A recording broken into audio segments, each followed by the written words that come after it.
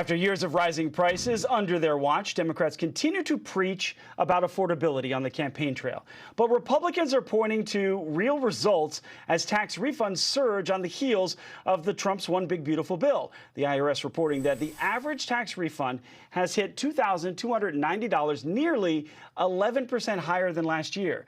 So joining us now is House Ways and Means Committee member, Texas Congresswoman Beth Van Duyne. So thank you, first of all, for being here. You know, that's a lot of numbers. What does it mean to the average person on Main Street? Well, it means that they're going to be bringing home more dollars in their pockets. And that's exactly what this administration, that's exactly what this Republican-led Congress and Senate are trying to do. For the One Big Beautiful Bill, it was allow people to bring more money home. So you have higher refunds. We're looking at $100 to $150 billion that people are going to be able to have. What the problem that we're having, though, is these blue states. This is a Gavin Newsom problem. This is not a Donald Trump or a Republican problem. You've got these blue state governors that are refusing to allow their citizens to actually enjoy the tax cuts and the benefits of bills that we have passed at the federal government.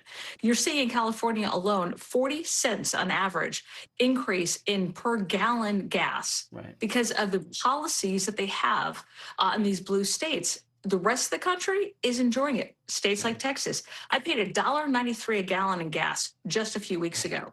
That's massive difference, difference. Yeah, exactly. You know, so some recent polling, though, does show that President Trump's poll numbers have been slipping slightly. Some of that is due to the dissatisfaction with the prices. Do you think Americans will feel things more affordable after going through this tax season?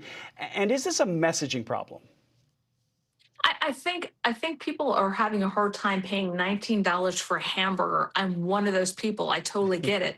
But we saw trillions of dollars of debt that was added during the Biden administration. It's going to take some time to unravel that. But, within the first 6 months of this administration, we had some solutions. They are taking effect. They just started taking into effect this year, at the beginning of this year in January, where you saw some massive tax cuts, no tax on tips, no tax on overtime, an increase in taxes for families, increase in taxes for seniors. This is going to take a little bit of time, but do I think they're going to feel it? Absolutely. The tariffs that we have put on are helping.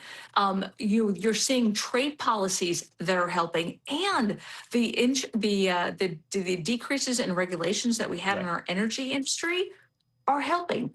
But it's also hard to tell people who are paying, again, $19 for a hamburger that, hey, we're this is good. But the more jobs and the more ability that we have for small businesses to be able to hire, to be able to pay more, to be able to add more benefits, these are things that people are going to be able to accept. These are things that people are going to be able to feel, and hopefully they're going to be able to feel before the midterms. Yeah, that's what the president said. He's relying on his deregulation. He's relying on his tax plan that went through with the Big Beautiful Bill, as well as the trade deals that are coming to see that economic boom. Now, drawing on your Ways and Means hat here, has President Trump done enough to set up this economy then for this year and next year? Look, you look at all the booms, the incentives that we have for small businesses. You look at the incentives that we have to bring manufacturing back from other countries back to our states. Their ability to be able to incentivize, their ability to be able to have more money in their pockets of these businesses. You're looking at foreign investments into our country. These are things that people are going to be able to feel. Job opportunities are something that you can't create. If you look at the 3 million people who have been actually deported, that has resulted in increased opportunity for Americans. And you look at the jobs right now that have been increased over the last 9 months, those have been jobs for Americans, not for foreign-borns. So yes, do I think that people are feeling this? Absolutely. Do I think that at the end of this year, they're going to be feeling this in their pocketbooks? Absolutely. Are they going to be getting the $100 to $150 billion in tax cuts and tax rebates? They're going to be getting these dollars, and they're going to be feeling it in their pocketbooks. Is that an incentive to actually be able to vote for Republicans as opposed to Democrats? We'll see. But I can think of the first 2 years that I was in office, where we were in a Democrat-run Congress, a House, and it was ridiculous, the bills that we were passing. So I think there's been a massive change since the Trump administration has come in, and since we've been able to pass the bills, he's been able to sign the bills. So, yeah, I think that sets us up well for the midterms. Yeah, I want to get to this. The President Trump, he's warning that he may issue an executive order on voter ID requirements if Senate Democrats continue to block the Save America Act, writing on True Social this, in part, quote, there will be voter ID for midterm elections, whether approved by Congress or not. All the polls show this is an 80-20 issue. Why are Democrats opposed to making sure that the person who's actually voting is a citizen and it's the right person who's actually voting? Well, because that's their power base. I mean, part of their power base is illegal immigrants that they've had to come here that will fill in the population of people who are leaving their states. We see people who are bailing out of California to go to Texas. They desperately need them. But this is, as you pointed out, this is an 80-20 issue. If Democrats were smart, they would get on board. The president can try to put an executive order in place, and God bless him, I can understand why he would want to do that. But you're going to continue to see blue states absolutely ignore these executive orders. We need the Senate to do its job. The House has passed the SAVE Act now 3 times and passed it over to the Senate.